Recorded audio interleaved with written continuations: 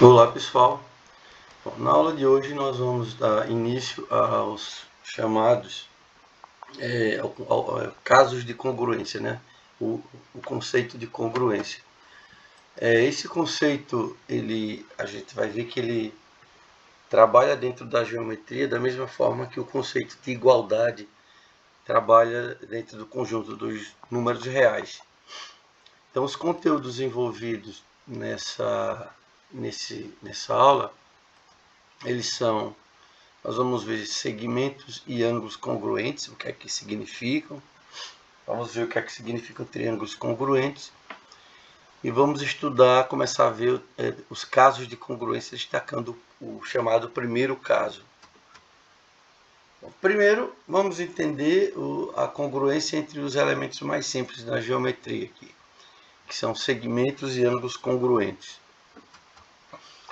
Nós diremos que dois segmentos AB e CD são congruentes quando a medida de AB é igual à medida de CD. Tá? Então, isso aqui, esse símbolo é a igualdade de números.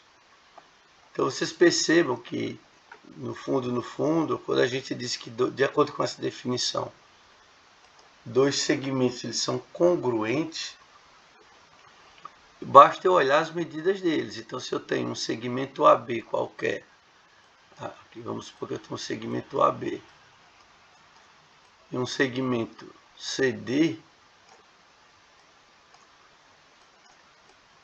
o segmento AB é formado por todos os pontos, desde o A até o ponto B e todos os pontos que estão entre A e B.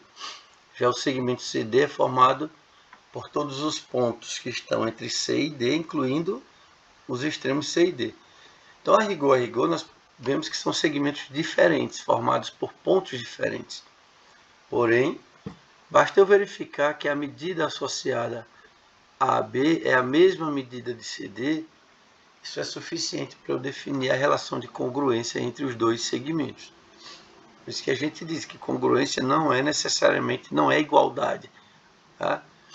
Bom, da mesma forma, quando a gente trabalha com ângulos, a gente diz que dois ângulos A e B, eles são congruentes se têm a mesma medida. Então, mais uma vez, se nós temos dois ângulos quaisquer aqui, ó, se eu tenho aqui um ângulo A e um ângulo B,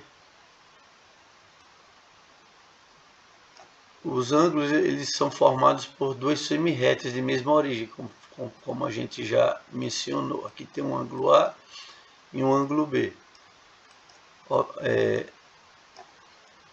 Eles são formados por semi-retas diferentes, né, por pares de semi-retas diferentes. Porém, basta ver que eles têm a mesma abertura ou a mesma medida, para eu dizer que é suficiente afirmar que os dois ângulos são congruentes. Vale aqui as seguintes observações aqui a gente destacar, aqui, diante do que eu coloquei para vocês. As propriedades da igualdade de números, eles passam a valer para a congruência de segmentos e de ângulos.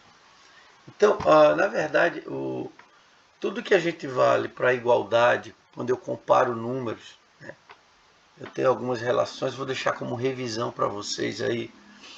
Como, por exemplo, existe uma propriedade chamada simetria. Se um número A é igual a um número B, é porque o B também é igual ao A. Existe uma outra chamada transitividade. Se A é igual a B e B é igual a C, C é igual a A. Tá? Eu estou aqui comentando de forma resumida, mas vou deixar como atividade de revisão aí para vocês. Todas as propriedades que valem para igualdade de números servem também para essa definição de congruência, tanto para segmentos quanto para ângulos. Tá? E lembrando mais uma vez que a congruência a gente usa para esses elementos da geometria, enquanto a igualdade a gente usa para os números, no caso, né, os números reais, ou outros números também. E aí, dentro dessa comparação, dessa relação entre igualdade e congruência, a gente destaca aqui o símbolo que a gente chama de igual no caso da geometria, ele também vai ser usado para significar congruência. Então vejamos, assim se eu digo que AB e uso esse símbolo, né, de é congruente a CD, a gente deve ser lido como AB, ou seja, o segmento AB, ele é congruente a CD. Da mesma forma que nós dizemos que o ângulo A é congruente ao ângulo B. No caso, ele deve ser lido, como eu já mencionei, como o ângulo A é congruente ao ângulo B. Tá? Nós não lemos A igual a B. Na prática, a gente acaba depois misturando esses dois conceitos. Mas, tecnicamente falando, eles são diferentes. Mais uma vez, eu destaco. Quando eu digo que dois segmentos são congruentes, eu me refiro apenas à medida dele. Estou preocupado apenas com isso. Aqui, mais uma vez, esse exemplo que eu coloquei para vocês. Esses dois segmentos, tecnicamente, são diferentes. Aqui é um conjunto de pontos, aqui é outro conjunto de pontos. Tá? Porém, se eles têm a mesma medida, isso é o bastante para eu dizer que eles são congruentes. Pois bem, dado agora que aqui teve uma falha na animação, mas tudo bem, ignore isso por enquanto. Dado que a gente já sabe o significado de segmentos congruentes e ângulos congruentes, vamos agora à relação de congruência entre triângulos. Afinal de contas, o triângulo ele é formado por segmentos, no caso 3 segmentos e 3 ângulos, tá? Então nós dizemos que dois triângulos eles são congruentes se for possível estabelecer uma correspondência biunívoca. O que é uma correspondência biunívoca, pessoal? Vamos relembrar. É uma correspondência estabelecida entre dois conjuntos, né? Então por isso que a palavra bi, entre dois conjuntos. E dentro dessa relação, cada elemento de um conjunto é associado de forma única ao elemento de outro conjunto e vice-versa, tá? Então eu não tenho uma relação de um elemento de um conjunto e dois elementos do outro, é única, é de um para um. Então a gente vai estabelecer aqui, como a definição está dizendo, uma correspondência biunívoca entre os vértices daqueles dois triângulos. Então os dois conjuntos envolvidos aqui são os 3 vértices de cada triângulo. De modo que, após essa correspondência ser estabelecida, os lados e os ângulos correspondentes de cada triângulo sejam congruentes.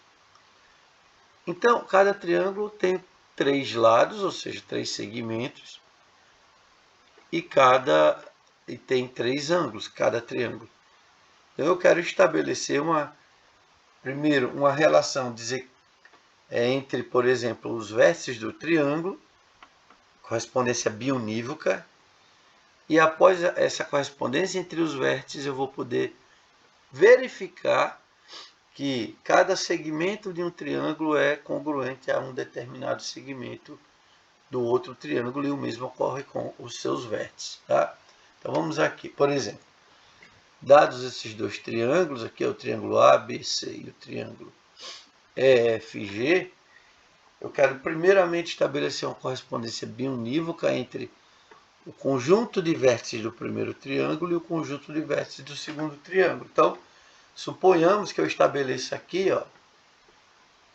da seguinte forma: se ABC e EFG são dois triângulos congruentes, e se eu estabeleço que o A corresponde ao E, então aqui, deixa eu só marcar, só para a gente destacar.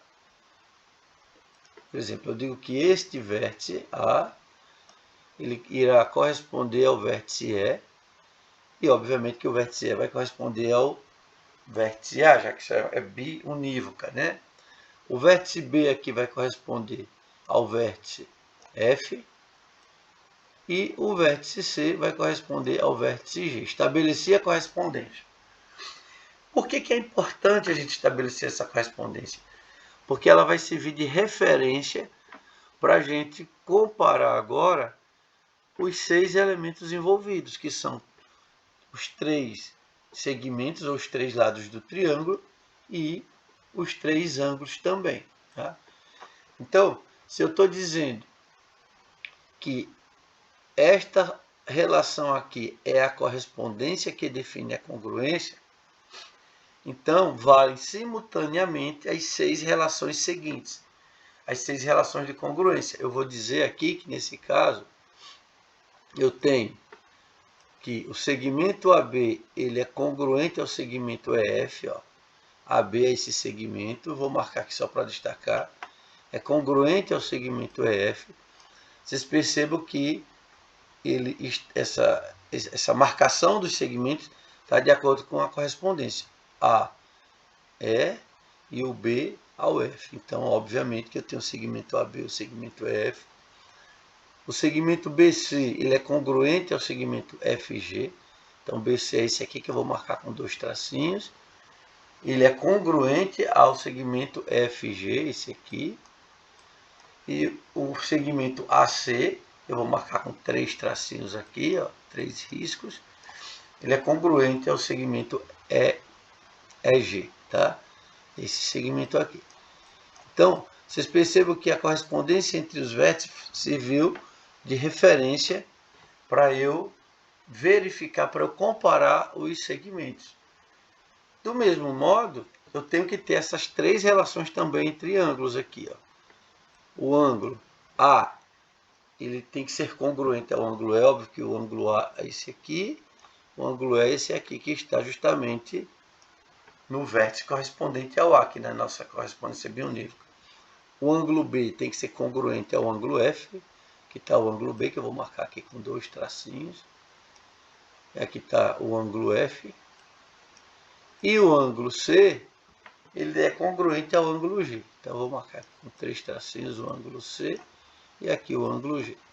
Então, pela definição dada acima, sempre que eu consigo estabelecer uma correspondência entre 3 triângulos, e após essa correspondência eu verifico essas 6 relações de congruência, eu posso dizer que o meu triângulo, pela definição, os meus triângulos são congruentes, tá ok?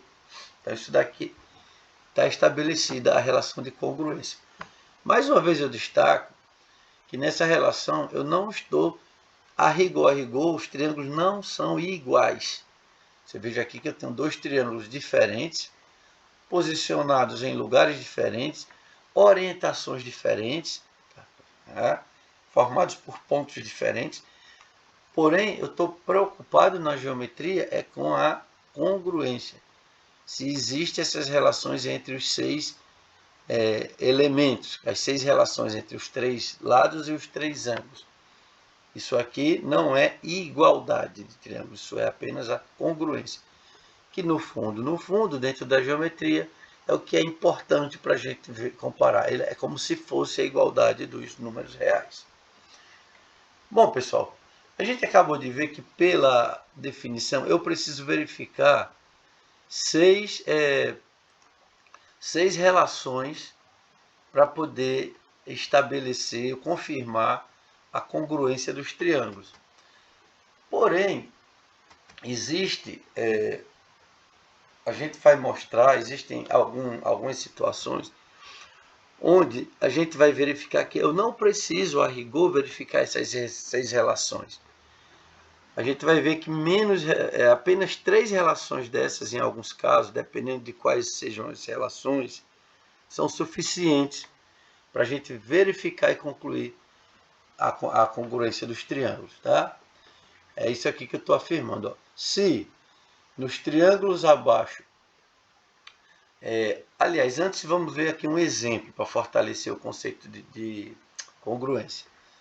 Se nos triângulos abaixo considerarmos a correspondência CF, eu vou associar o ponto C ao ponto F, o ponto B ao ponto D e o ponto A ao ponto E. Aqui, ó. Eu tenho aqui 2 triângulos, então eu vou associar aqui os pontos, o ponto A ao ponto E, o ponto aqui antes vem nessas duas, o C ao F, ponto C ao ponto F aqui, e vou associar o ponto B ao ponto D.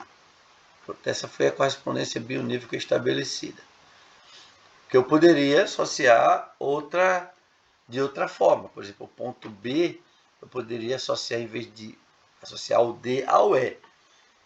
Mas aí quando eu montasse os segmentos saindo do B, poderiam não ocorrer a relação de congruência, tá ok?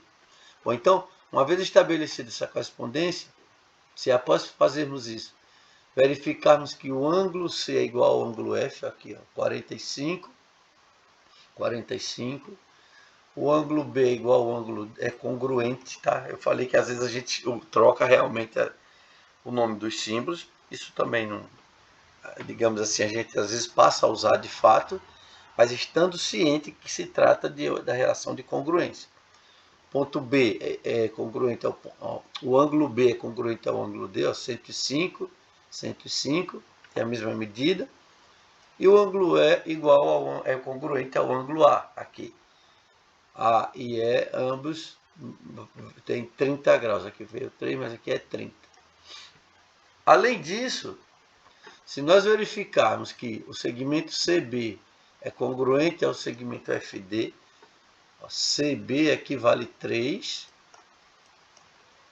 e FD aqui, ó, CB vale 3 e FD também vale 3 aqui, ó. CF vale não, CB e FD já. Agora, BA e DE, vamos lá, BA, quem é BA vale 4 aqui, e DE também vale 4, AC vale 6 aqui, e EF também vale 6. Tá? A primeira aqui é só um exemplo para a gente verificar a relação de congruência entre esses dois triângulos especificamente.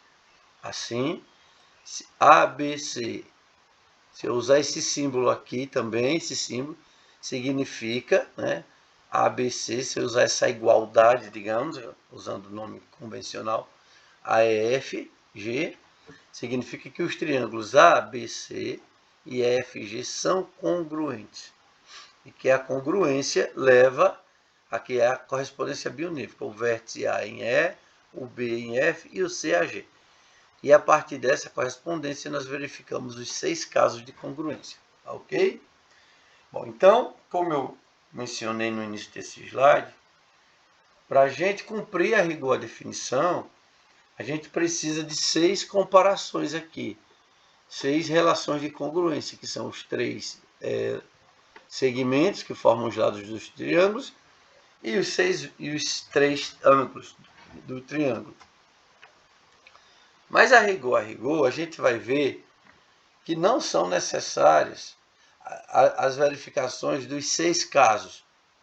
A gente vai ver que, dependendo da situação, basta verificar 3 casos e eu vou poder afirmar que os outros 3 casos, eles se verificam sem precisar eu comprovar. Tá? Bom, então, vamos ao chamado primeiro caso de congruência, que ele é estabelecido a partir de um axioma, que eu estou chamando aqui de axioma 4. A gente diz o seguinte: de acordo com esse axioma, dados dois triângulos ABC e EFG, se eu tenho que o segmento AB do primeiro triângulo é congruente ao segmento EF do segundo triângulo, então eu tenho aqui um caso, uma relação estabelecida aqui já. E, além disso, eu tenho o segmento AC do primeiro triângulo, congruente ao segmento EG do segundo triângulo.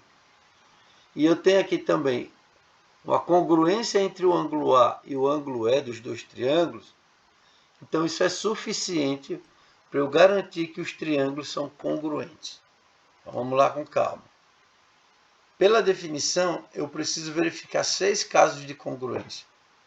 Mas, de acordo com esse axioma, se eu verifico 3 casos especificamente, duas relações de congruência entre segmentos, vocês vejam que esses segmentos eles têm um vértice em comum. A em um triângulo e o vértice E em outro triângulo.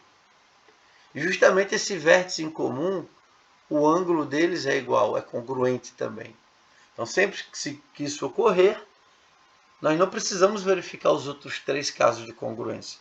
Nós já podemos afirmar que existe a relação de congruência. Então, o axioma acima, ele afirma que, em vez de verificar os 6 casos de congruência da definição, é suficiente verificar apenas 3 deles. Tá? Então, aqui os 3 casos que eu estabeleci. 2, a congruência entre 2 segmentos e a congruência entre um ângulo. Então, se ocorre essas três relações, isso implica que ocorrem as 6, tá? Ocorrem as 3 que já foram determinadas aqui, que são ABEF, AC e EG, né? Então, deixa eu só marcar aqui para vocês. Por exemplo, aqui foram as 3 relações que foram estabelecidas anteriormente aqui pelo axioma. Então, essas outras 3 também elas vão passar a existir automaticamente, de acordo com o axioma. Então, aqui só verificando o nosso exemplo, eu tenho aqui 3 triângulos. E aqui, de acordo com o meu axioma, se eu tenho aqui 2 lados, ó, por exemplo, o lado AC, ele é congruente ao lado EG, aqui esse lado, e o lado AB é congruente ao lado EF. E se além disso o ângulo formado por esses 2 lados que tem um vértice em comum é congruente ao outro ângulo que também tem 2 vértices em comum, eu posso estabelecer a congruência entre todos os outros elementos envolvidos, tá certo? Então vocês vejam, esse caso aqui é um caso conhecido como lado, ângulo, lado. Lembrando, pessoal, que não são 2 lados quaisquer. Eu tenho que ter, por exemplo, esse lado com este, eu tenho que ter um outro lado também, e o ângulo que envolve a congruência obrigatoriamente é o ângulo formado pelos 2 lados que foram congruentes. Se por acaso eu tivesse o ângulo congruente não fosse, por exemplo, esse ângulo A, mas o ângulo B ou C, ó, eu não poderia afirmar este caso de congruência, uma vez que o ângulo B não é formado pelos 2 lados congruentes que foram mencionados, tá ok? Então eu preciso ter realmente lado, ângulo, lado, porém o ângulo tem que ser o ângulo formado pelos 2 lados aqui envolvidos nessa relação de congruência, tá ok?